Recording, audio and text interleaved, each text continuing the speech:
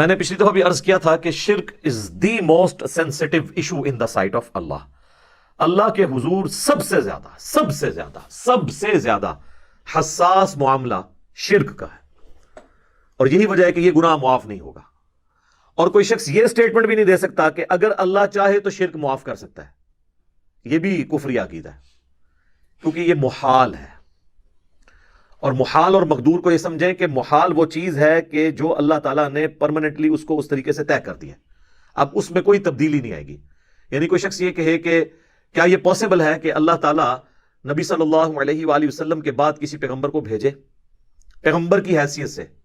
ایک تو امتی والا ہمارا عقیدہ ہے نا سیدنا عیسیٰ علیہ السلام کے لیے، وہ تو فالو کریں گے اللہ کے محبوب صلی اللہ علیہ وآلہ وسلم کو، جو صحیح مسلم میں حدیث موجود ہے 394 نمبر، بخاری مسلم دونوں میں ہے کہ عیسیٰ ابن مریم تم میں ضرور اتریں گے اور ایک عادل حکمران کی حیثیت سے صلیب کو توڑ دیں گے، خنزیر کو قتل کر دیں گے، جزیہ موقوف کر دیں گے، یعنی جزیہ دینے والا ہی کوئی نہیں ہوگا، یعنی لوگ اسلام قبول کر لیں گے.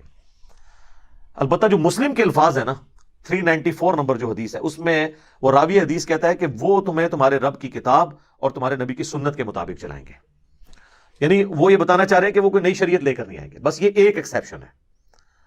تو اگر کوئی شخص یہ سٹیٹمنٹ دے کہ اللہ کے نبی صلی اللہ علیہ وآلہ وسلم کے بعد کوئی نبی آئے اور اس سے ختم نبوت میں فرق نہ پڑے، یا اللہ تو قدرت رکھتا ہے کہ بھیج دے، تو ہم کہیں گے کہ یہ محال ہے.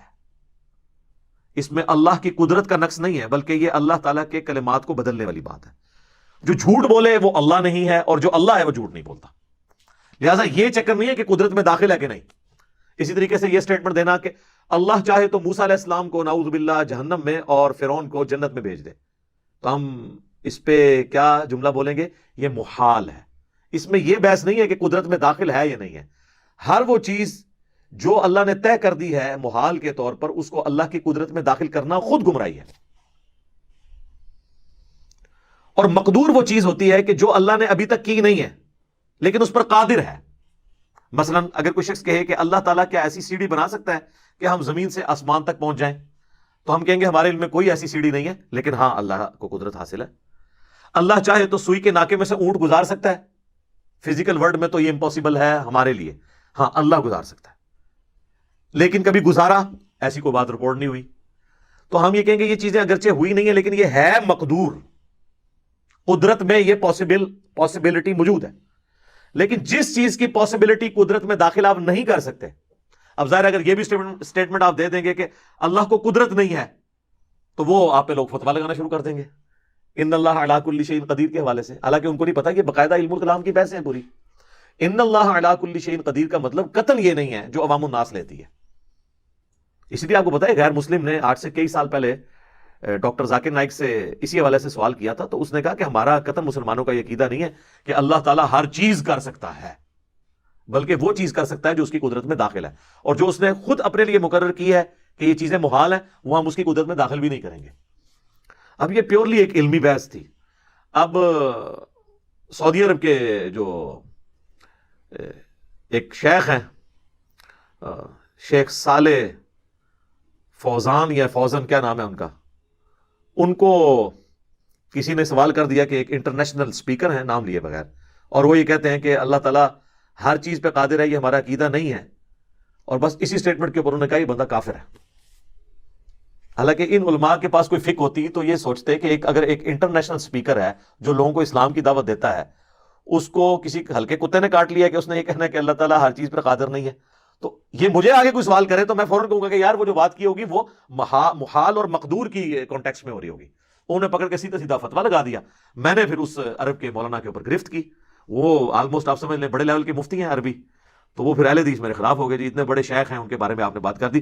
اس شیخ نے ایک مسلمان پہ کفر کا فتویٰ لگا کر خود اس کی طرف کفر لوٹا. اس کے ایمان کی فکر نہیں ہے، اس کا نکاح بھی ٹوٹ گیا. توبہ کروائے اس سے توبہ کرانے کے بجائے میرے پیچھے پڑ گئے. اس طریقے سے اگر آپ کسی پہ کفر کا فتویٰ لگائیں گے کیٹاگوریکلی، تو بخاری مسلم کی حدیث ہے اگر کسی نے کسی مسلمان کو کہا اے کافر اور اے فاسق، تو دونوں میں سے ایک ہو گیا. اگر وہ کہنے والا درست تھا تو جسے کہہ رہے کہ وہ ہوا ہو جائے گا، اور اگر کہنے والا غلط تھا تو پھر کفر اس کی طرف لوٹ آئے گا. تو یہ محال اور مقدور کی چیزیں علم میں ہونی چاہیے. اکثر اس قسم کے سوالات ہوتے رہتے ہیں کہ جی کیا اللہ تعالیٰ ایسا پتھر بنا سکتا ہے جسے خود نہ اٹھا سکے؟ تو ہم اس کے جواب میں کیا جواب دیں؟ اگر آپ یہ کہیں گے کہ ہاں بنا سکتا ہے تو دوسری قدرت کی نفی ہوگی کہ اسے اٹھا نہیں سکتا. ٹھیک ہے, کتنے ٹرکی سوال ہے. ایک طرف اٹھانے کی نفی ہوگی اور ایک طرف جو ہے وہ قدرت کے حوالے سے نقص آ جائے گا کہ اچھا پھر تو بنا ہی نہیں سکتا ایسا پتھر. اور اگر بنائے گا اور خود نہیں اٹھا سکتا تو دوسری قدرت کی نفی ہو جائے گی, اور اگر نہ بنا سکے تو بنانے کی قدرت کی نفی ہو جائے گی. تو ان سارے سوالات کے جواب میں ہم کہتے ہیں محال. یہ محال ہے, یہ مقدور چیزیں نہیں ہیں. تو یہ محال اور مقدور کے اعتبار سے کئی ایک چیزیں یہ اس وقت اوائل اسلام میں آ گئیں جب علم الکلام کی چیزیں جو ہے فلاسفہ کا نالج عربی زبان میں ٹرانسلیٹ ہوا بنو عباس کے دور کے اندر. تو پھر اللہ تعالیٰ کی ذات اور صفات کے حوالے سے بھی یہ ساری بحثیں شروع ہو گئیں, اور اسی وقت پھر اسماء و صفات کے حوالے سے مسلمانوں نے کتابیں لکھنی شروع کی. استواء علی العرش کا عقیدہ, اس کے حوالے سے اختلاف. پھر اللہ تعالیٰ کی جو معیت ہے انسان کے ساتھ, نحن اقرب الیہ من حبل الورید, ہم تمہاری رگ جان سے زیادہ تمہارے قریب ہوتے ہیں. یہ ساری بحثیں اس وقت پھر شروع ہوئی. تو جو ایک ایکسٹریم پہ چلے گئے ان کو جہمیہ کہنا شروع کر دیا, دوسرے ایکسٹریم والوں کو مجسمہ کہنا شروع کر دیا, اور وہ بحثیں آج تک چل رہی ہیں. اہل حدیث جو ہیں وہ حنفیوں کو کہتے ہیں یہ جہمی ہیں, اور جو حنفی ہیں وہ اہل حدیثوں کو کہتے ہیں یہ مجسمہ ہیں, اللہ تعالیٰ کے لیے آزاد تجویز کرتے ہیں. حالانکہ یہ دونوں بالکل ایکسٹریم ہیں, دونوں اپنی اپنی جگہ بالکل درست بات کر رہے ہوتے ہیں, وہ بات کو سمجھنے میں فرق لگ جاتا ہے. اس لیے ان چیزوں کو موضوع بحث نہیں بنانا چاہیے, نہ یہ ایسی کوئی توحید کی چیزیں ہیں اور شرک سے متعلقہ ہیں کہ جن کو زیر بحث لایا جائے. بس ان کے بارے میں یہی چیزیں ہیں کہ آپ کو بنیادی طور پر محال اور مقدور کا فرق پتہ ہو, پھر آپ اس کے بعد یہ دیکھیں گے کہ اللہ تعالیٰ کے کلمات کوئی نہیں بدلیں گے, یہ تو طے ہے. اور اگر کوئی شخص یہ کہتا ہے کہ جی اللہ اپنے کلمات پہ بدلنے پر قادر نہیں ہے, تو اس کا مطلب ہے اس کی قدرت کا نقص ہے؟ نہیں, بلکہ اس چیز کا نقص ہے کہ وہ اللہ کی قدرت میں داخل نہیں ہے. تو اس قسم کے اور کئی بحثیں ہیں, میں اس کو سکپ کرتا ہوں.